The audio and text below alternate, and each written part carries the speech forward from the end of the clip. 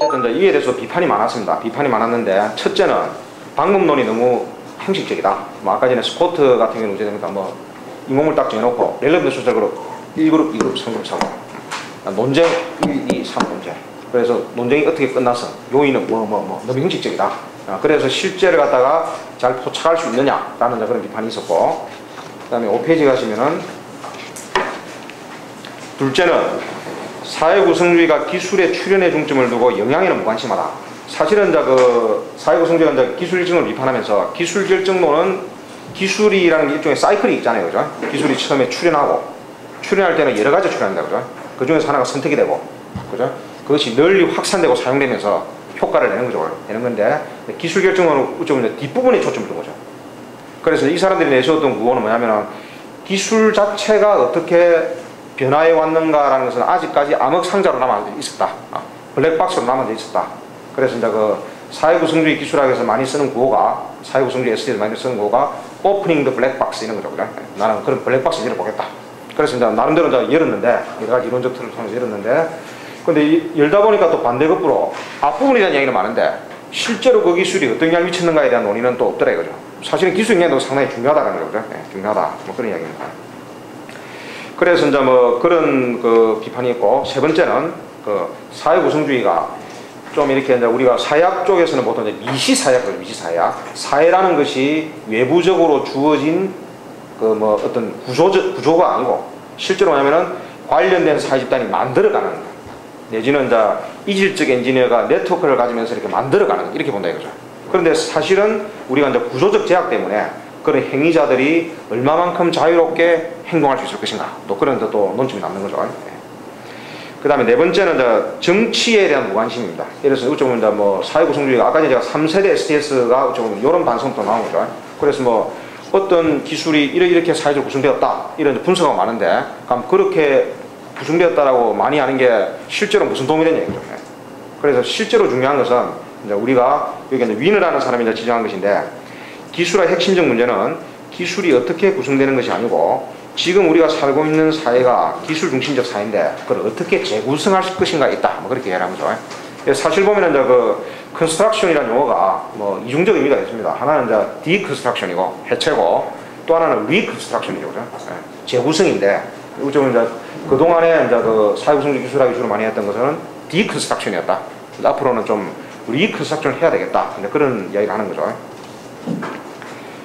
그래서 이런 비판들이 있는데, 여기서 이제 제가 써놓은 건 뭐냐면은, 뭐 이런 비판들이 다 일면 타당성이 있지만은, 또 사회구성주의를 하는 사람들이 그거에 대해서 뭐 모르거나 거부하는 건 아니고, 나름대로 조금 노력을 하고 있다라는 그런 이야기가 되겠습니다. 그런 이야기 될 테고, 3절에서는 이제 본격적인 주제인 이제 기술사와의 논쟁을 또 보면서, 또 이제 학문적 기반에 따라서 사회구성주의를 얼마나 불편하게 여기는가, 그걸 좀 살펴보도록 하겠습니다. 우리가 뭐 흔히 많이 사는 것처럼 중거 집단이 있죠. 레퍼런스 그룹. 그래서 이제 뭐 기술사를 하는 사람들은 자기의 중립단 역사학 입장으로 보는 거고, 이제 뭐 기술사약을 하는 사람들은 또 사약자로 보는 거고. 저도 이제 뭐 과학기술정책연구원에도 이제 다녀봤고, 여기도 뭐 융합 기술 대학원에 이렇게 하시다 보면은 또 여러 가지 전공이 있지만 자기의 백그라운드, 중거 집단의 영향을 또 상당히 많이 받지 않습니까? 그죠? 그래서 뭐 어느 부분까지는 받아들일 수 있는데 어떤 부분 받아들이지 못하는 뭐 그런 것들이 있습니다. 있고, 그런 것들이 이제 기술사의 대표적인 저널로 볼 수 있는 테크놀로지 앤 컬처, 기술과 문화라는 지상을 통해서 쭉 논쟁이 된 바가 있습니다. 논쟁된 바가 있고, 그래서 그런 거를 이제 제가 이거를 한번 이제 정리를 해봤습니다. 정리를 해봤는데 7페이지 가시면은 첫 번째 논쟁은 이제 역사는 내러티브, 서술을 강조하고, 이제 사약은 이론을 강조한다, 이런 거죠. 뭐 우리가 흔히 생각할 수 있는 겁니다. 흔히 생각할 수 있는 건데, 이제 전통적인 역사학자인 뷰캐넌 이런 사람이 이제 어떤 이야기를 했냐면은, 왜 예를 들어서 뭐 토마스 휴즈라는 기술사학자가 리버스 셀리언트라는 개념을 이야기했습니다. 역돌출구라고 해가지고, 예를 들어서 우리가 뭐 전쟁을 하면은 어떻게 됩니까? 쭉 이제 뭐 예를 들어서 뭐 밑에서 이렇게 쭉 치고 올라가면은 전선이 요렇게 형성이 되겠죠, 그죠? 이렇게 형성이 됩니다. 이쪽은 잘 진행이 되고 있는데, 이쪽에 빠지는 거죠. 그죠? 이걸 갖다가 거꾸로 튀어나온 부라고 해서 리버스 셀리언트 그죠? 그러면 어째 보면은 요 시스템이 더욱더 발전하기 위해서는 각종 자원이 여기다 집중이 되겠죠. 이걸 해결하기 위해서. 이걸 갖다가 이제 리버스 셀리언트라고 했는데, 이제 전통적인 기술사학자 보기에는 뭐 그렇게 어려운 게 있으냐. 그냥 경목 현상하면 되지 않느냐. 바틀렉. 그죠? 예. 근데 이제 근데 뭐냐면은 그 바틀렉이라고 하는 것은 어찌 보면은 목적이 없는 거죠. 그냥 기계적으로 이게 막혀있다라는 그런 건데, 이거는 뭐냐면은 우리가 요 전쟁에서 이겨야 되겠다는 목적이 있는 거죠. 그죠? 그래서 개념이 다르다라는 거죠. 예. 또 마찬가지로 그 바이크가 나중에 썼던 것 중에 하나는 이제 기술 프레임이라는 개념인데, 뭐 기술 프레임이라는 건 뭐고 그냥 팀 스피릿, 뭐 여러 사람 모여가지고 우리가 토마스 쿤의 패러다임이 뭐냐에 대해서 이야기 많이 하잖아요. 그죠? 말라고 복잡하게 패러다임이라 쓰냐. 우리가 흔히 보면은 그냥 패턴이라 할 수 있을 것 같기도 하고 있는데 근데 어찌 보면은 그런 것들이 쓰는 이유가 있죠. 그죠? 그래서 기술 프레임이라는 걸 쓰는 이유는 이제 패러다임 같은 경우는 뭐냐면은 그 과학자 공동체 내지는 과학자 사회에 속한 구성원들이 공유하고 있는 무엇이죠. 그죠? 근데 어찌 보면 이제 그렇게 되는데, 이제 기술 프레임이라는 말을 쓴 것은 기술자의 틀이 아니고 기술에 대한 틀이에요. 기술이 주인공이 되는 거죠. 기술에 대한 틀이기 때문에 기술자도 가질 수 있지만은 다른 소비자나 아까 했던 여성도 가질 수 있다 이거죠. 그게 하나가 있고, 또 하나 뭐냐면은 패러다임 같은 경우에는 두 개의 패러다임에 동시에 동작이 어렵다라는 이야기를 하잖아요. 쿤이 그죠? 이제 그 공략 불가능성 이야기하면서. 그런데 이제 기술 프레임의 경우는 양쪽 프레임에 걸칠 수 있다는 것도 이야기하는 거예요. 그래서 뭐냐면은 이제 나름대로 이제 이렇게 이론하는 사람들이 새로운 용어를 내세우면서 뭔가 다른 거를 갖다 전하려고 하는 것이지, 괜히 어렵게 하는 거 아니다. 그런 이야기가 되겠죠. 그런 이야기가 있습니다. 그 다음 두 번째 논쟁은 이제 신뢰성과 퍼포먼스라는 거창한 논쟁인데, 이제 예를 들어서 이제 우리가 흔히 생각할 때 과학기술이 믿을만하다고 생각하잖아요. 그죠? 신뢰성을 가지고 있다. 그죠? 그러면 그 신뢰성은 어디서 비롯되는가. 그죠? 만약에 기술이 우리가 보통 보면은 요번에 정치가 사회적으로 구성되었다. 경제 현상이 이런 이야기를 하기 쉬운데, 과학기술이 사회적으로 구성되었다. 이렇게 해버리면 어찌 보면은 다른 거하고 특별한 게 없어지는 거죠. 특별한 게 없어지는데, 그래도 다른 거에 비해서는 과학기술의 안정성을 가지고 신뢰성을 가지고 있다 이거죠. 그거는 어디서 비롯되는가? 라고 이제 콘스탄트라는 기술사학자가 묻는 겁니다.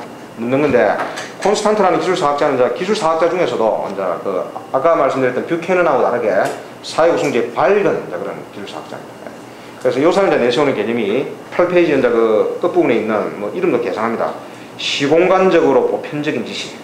상당히 어렵습니다. 그죠? 저도 이해를 잘 못하는 것 같은데, 하여간에 이제 그냥 보편적 지식을 안 하고 시공간적으로라는 단서가 있는 거를 보니까 패러다임 비슷하게 어느 일정 시기에 일정 집단에 대해서 보편적이다라고 이렇게 볼 수 있는 거겠죠.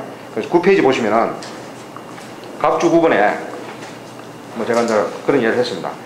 예를 들어서 이제 콘스탄트라는 사람이 이제 토마스 쿤이 과학에서의 패러다임을 이야기했을 때 기술에도 적용시킨 사람입니다.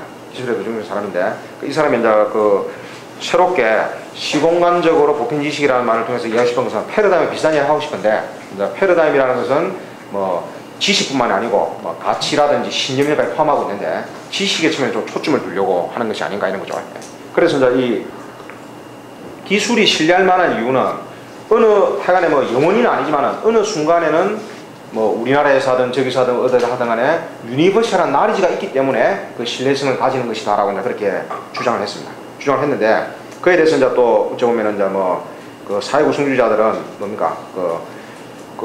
보편성 자체를 갖다 이렇게 이제 거부를 하니까. 그래서 여기 10페이지 이제 중간에 쭉 보시면은, 그러면서 내세우는 개념이 이제 10페이지 각주 10에 있는 퍼포먼스라는 개념입니다. 퍼포먼스.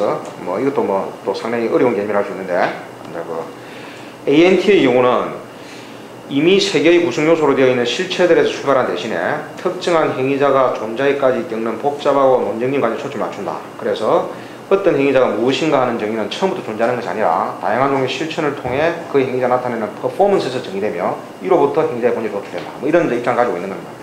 그래서 어찌 보면은 기술 지식이라는 것도 유니버셜하다기보다는 퍼포먼스에서 끊임없이 이제 재구성되는 것이기 때문에 기본적으로 국소적인 성격을 띠지 어떻게 보편적인 성격을 띌 수 있겠나라는 그런 또 이야기를 하고 있는 겁니다.